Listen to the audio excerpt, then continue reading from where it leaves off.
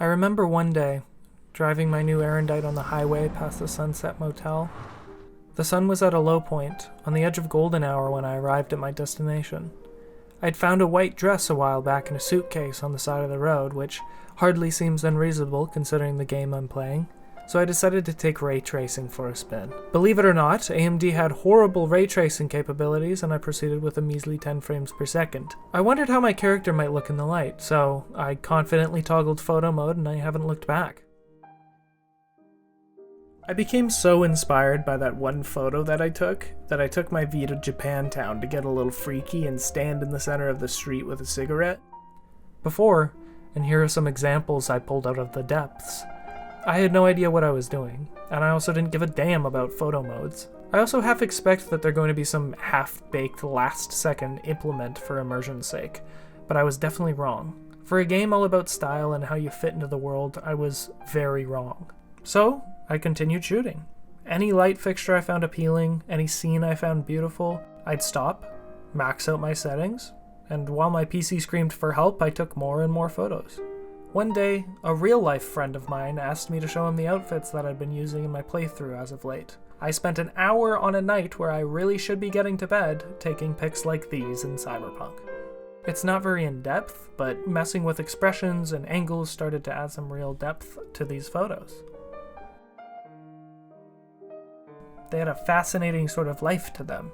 This just added fuel to the fire for the little hobby I was enjoying. I hadn't quite legitimized that it was much of a hobby, but here I am. You know that quest where you end up at the Perales' apartment? Well, if you don't, there's a real fancy pool at the top of their penthouse. Correct me if this was wrong, but I took the liberty of doing a nude photo shoot in their pool mid-conversation. The lighting was so warm and nice. A couple of the photos came out alright, but when I created these ones, I was in shock. I felt extremely proud of them. I was shocked that this was even remotely possible in a game about being a badass psychopath in a futuristic city. By this time, I'd really condemned those feelings about digital portraiture being illegitimate or stupid. I really struggled with those when I first started taking these photos, but now I was really enjoying myself, and if anyone thought it was a time waste, that didn't really matter to me at this point. I think doing art in any form is really important. I think people should be striving to find the little things in life that give them joy. And one of my little things is this.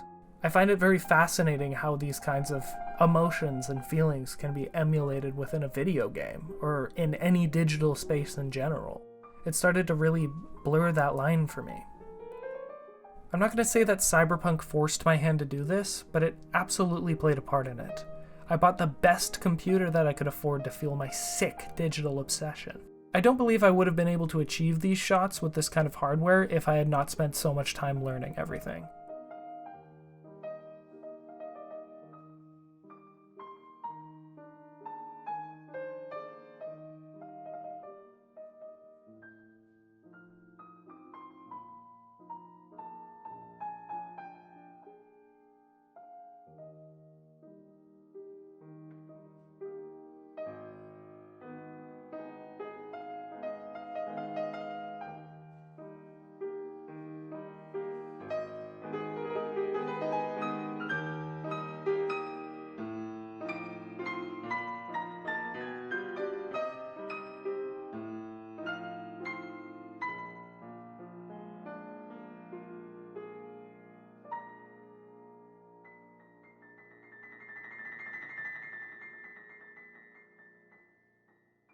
Anyways, these are my final photos.